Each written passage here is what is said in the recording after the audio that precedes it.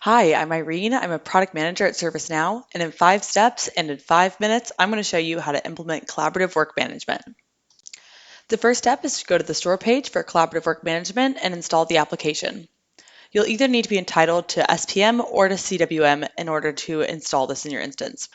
Once installed, you can find collaborative work management under the Workspaces tab. Step 2 is to assign the CWM role to groups or users. To assign to groups, you'll go to the Groups page. You'll select the group that you would like to have access to CWM, and then edit their role assignments and add the CWM role. Now everyone in this group automatically will have access to CWM. You can also assign to a user. And to do that, just go to Users under the User Administration tab, edit their role assignments, and again, add that SN CWM user role. All right, 1 minute in, and we have already done the 2 only required steps to implement CWM. When someone doesn't have access to CWM, they'll see this screen, but we can add a button here that will kick off a workflow to request access for CWM. To do that, we'll go to the System Properties list by searching sys_properties.list, and we'll find the CWM properties. I'll click on the Request Role Access property, edit it, and change the value to true. Now when a worker without CWM access tries to access that workspace, so they'll see the Request Access button, which will trigger a workflow. As a system admin, I can go to the Events page, and I can now see that there was a CWM Request Role Access event. I can use this event to trigger a workflow, whether that be granting a service catalog request, automatically granting the role to the user, or sending an email to the appropriate approver. Next, I'll walk through the steps required to connect strategic portfolio management to CWM. To do this, I'll go to the System Properties list again, and I'll search for SN_align. This will take me to the Planning Item Types Allowed list. I'll edit this record, and I will add the value SN CWM board to this list. Next, I'll go to my lens configurations, and I can edit these to add CWM as a planning item type.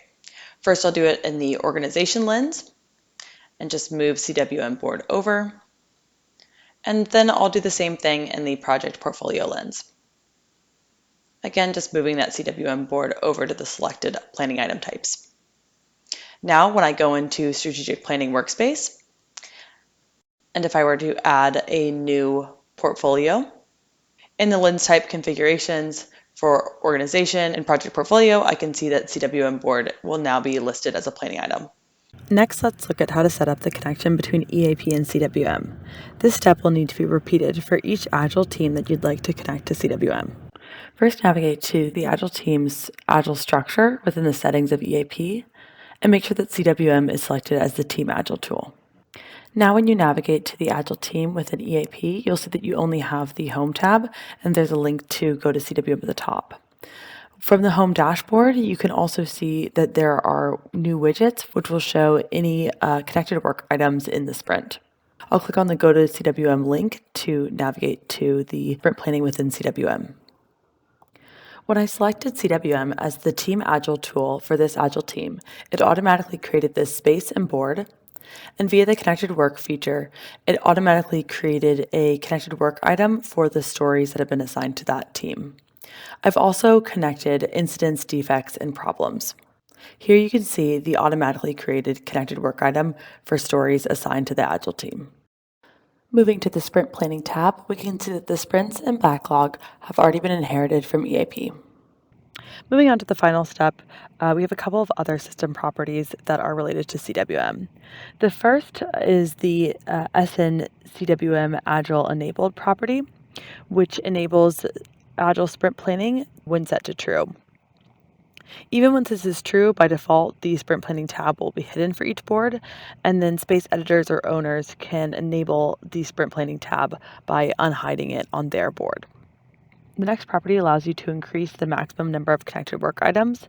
By default, this is set to be 100 connected work items of a single type that could be imported via connected work, but you can allow up to 500 items by changing the value of that property.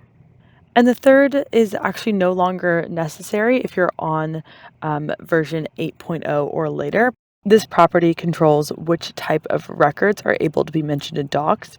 If you're on version 8.0 or later, any user will just be able to mention any type of record that they have access to, and this step is not necessary.